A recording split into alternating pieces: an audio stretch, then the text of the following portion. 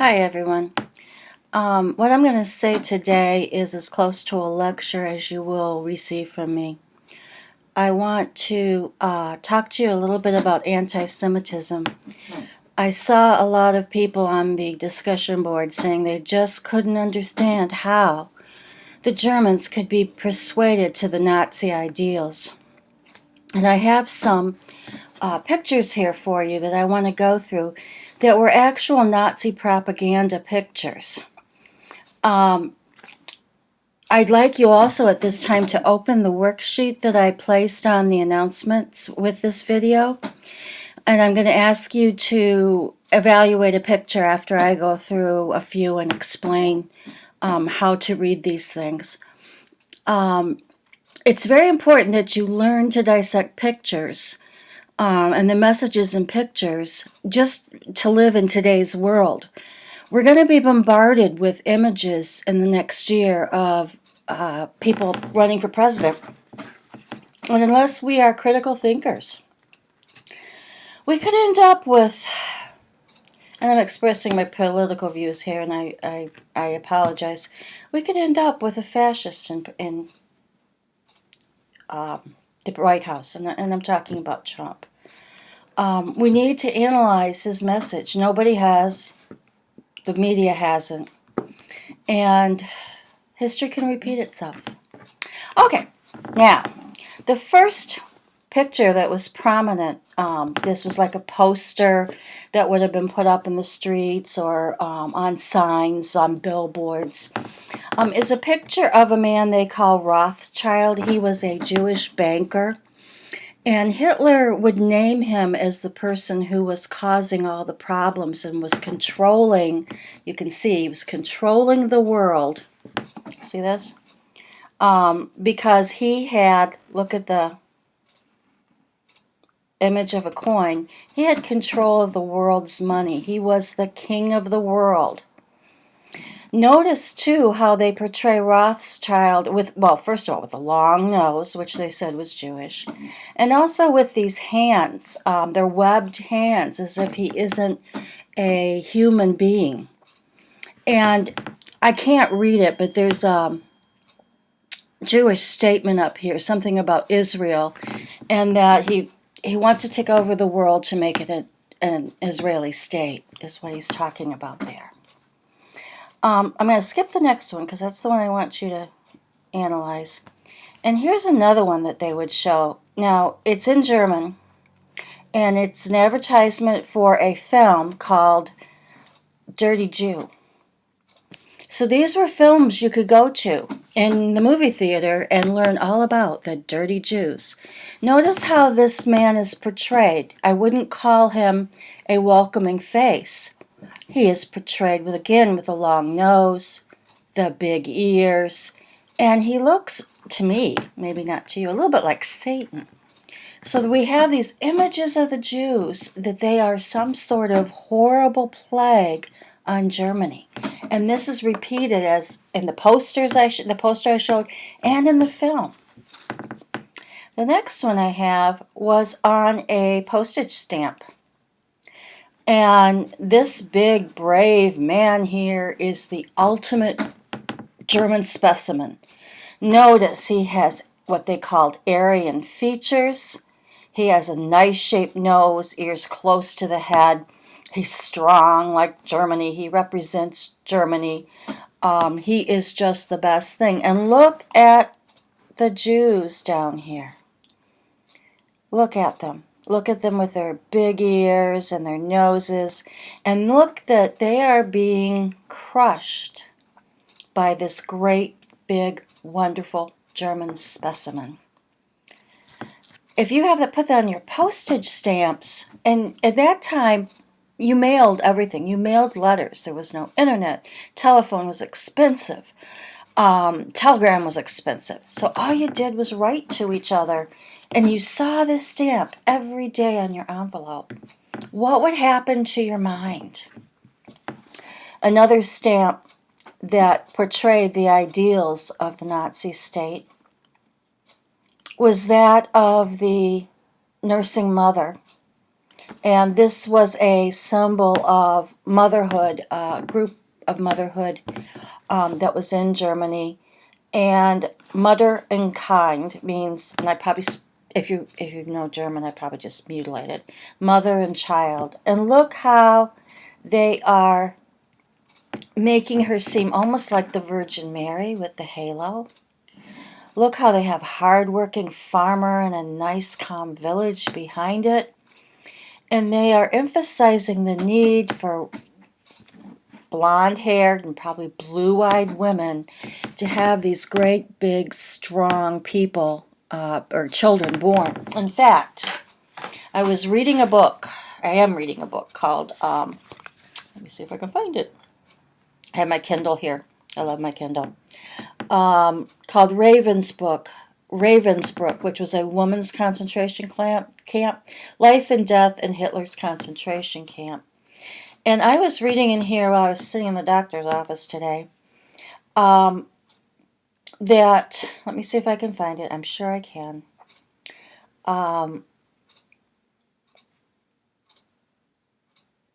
They were trying to make more beautiful babies. And Himmler, you've read about him.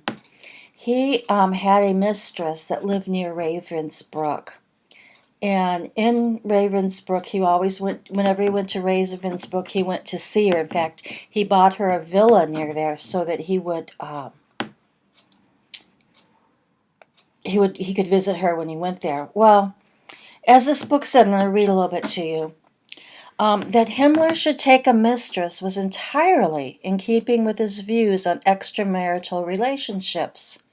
It was Himmler who in 1937 had introduced the concept of Lebensborn, source of life, homes, institutions where SS officers, remember they were considered the elite, the best specimens of German, Germanness. They would procreate outside the marriage, these SS officers, with selected Aryan women, and they probably look like this woman here, in order to produce a constant supply of perfect Aryan children. In 1940, he passed a procreation order urging German soldiers to procreate outside the marriage in order to produce as many children as possible to resupply the gene pool. And he didn't think it needed to be done secretly. I'm going to read a little more from you from this text in a little bit. What I'd like you to do right now is to open up the worksheet that I gave you, or I want you to go back to it and have it up so you can look at it. And I want you to examine this picture. I want you to think about it, and I want you to think, go through the exercise. Let me see if I can find it. I have it somewhere. I already have this open. Recents. Boop, boop, boop, boop. Oh, I don't have it.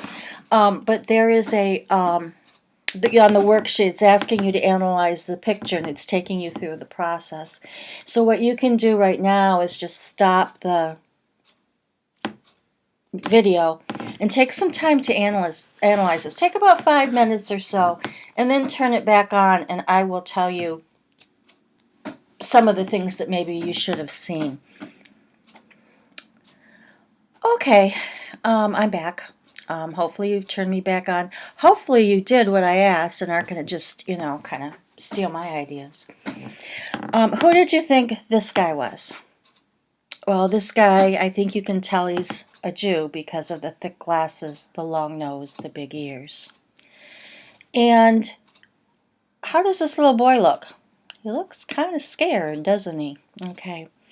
But the Jew is tempting the children.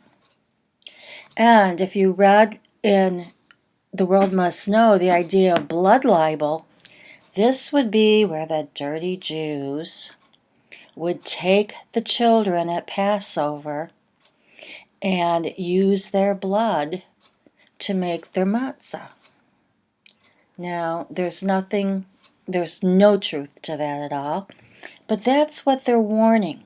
They're warning mothers, keep your children safe, keep them here. And look at, she's got little little blonde hair. He doesn't, but he's got the rosy cheeks. And so that's what this picture's warning. I hope you kind of got that idea. You might not have gotten the blood libel, but you might see he's tempting them away, and he's going to do something to these poor little children. Just a couple more things I'd like to talk about in this textbook, or in this book, Ravensbrück. They talk in this chapter that I've been reading about the final solution, and they're in about 1941, 1940, 41. And at this point, it says no official solution had been proposed, except maybe in private, as to what to do with the Jews. They called it, if you remember from the text, the Jewish problem. As Hitler was making plans right now to invade the Soviet Union, he thought the entire Russian landmass could fall into to German hands, and then they could push the Jews out to the very edge of the continent and leave them there. Such a solution, though, had some of the problems with it. Jews would somehow have to be rendered barren. In other words, they shouldn't have children. They shouldn't be able to have children, or else the race would never be destroyed. Not surprisingly, in 1941, Himmler was thinking about mass sterilization, and he had been talking to doctors about that. And I think you read about the T4, Hitler's T4 euthanasia program, that more than 35,000 German men, women, and children were seen as a drain on the natural resources and killed by carbon monoxide. Well, Himmler wanted to take this and make this bigger, okay? But there were problems with this, and I want you to understand this when you're thinking, those of you who are thinking about, how did the German people not know what was going on, okay? Listen to this very carefully. In December 1939, the castle's old coach house was converted into a gas chamber, and over the next 12 months, 10,000 mentally and physically ill men and women were bused to Grafenegg to be murdered. However, later in 1940, buses belonged to the Limited Company for Transportation of Invalids in the public entrance began to attract attention, and a local judge reported serious unrest. For several weeks, gossip has been circulating in the villages around Grafenegg that things cannot be right in the castle, he wrote. Patients arrive, but they are never seen again, nor can they be visited, and equally suspicious is the frequent visible smoke. People wondered what was going on. And, in fact, a local aristocrat and a Nazi, Els von Loos, wrote a letter to party officials asking them to tell Hitler that the killings were taxing the loyalty of the local publication. Her worry wasn't what was happening to the Jew or to the mentally handicapped. Her worry was that he would lose the love of the people, and I think that's a very important point. Himmler got the letter, intervened, kept it from Hitler, and he stopped what was going on at the castle. Another interesting thing relating to medical experiments, which you read about in the textbook, that I found in here, was that Hitler had instructed the chief surgeon at Ravensbrück to order another doctor, Sontag, to start experiments on Ravensbrück prostitutes to find a cure for gonorrhea. Remember, they had prostitutes around for the SS officers to use, and he wanted to hear the results. Well, he was really angry when he got there because the test hadn't started on that because the head of the medical center did not tell Sontag.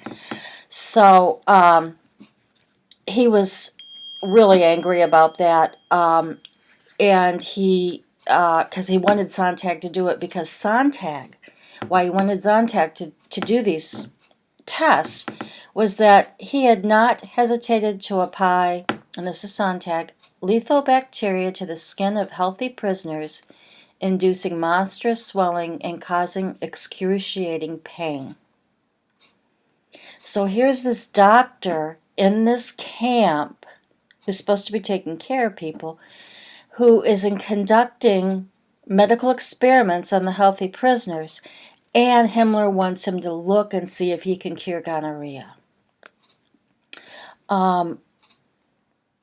Another interesting tidbit is that the percentage of German doctors applying to join the SS was the largest of any single profession. And you have to realize that the science of eugenics was what was taught in schools, and by 1941 it had almost been 10 years. So if you were 7, 8, you were heading off to college, and this eugenics thing interested you, and this is what you'd been brainwashed with, so you went to college, and you wanted to be a doctor. And you wanted to learn more about how to cleanse the nation of these people. It was the center of the medical curriculum, euthanasia, creating the master race. So doctors basically were charged at that time to eliminate the racially subhuman or the genetically impure, enabling the German gene pool to cleanse itself and thrive. So I think that's all I had to say. But that was, I thought, were interesting points relating to some of the things that you are working on your essential questions about. I know this went long, but I wanted you to see how this propaganda could change people's minds. I wanted you to see that people did see this happening and were wondering what was going on. So the loyal Nazi wrote to Hitler and said, hey, you got to stop this because people are not going to follow you. And I wanted to tell you a little bit about how they were going to become the master race. I think that's it for now.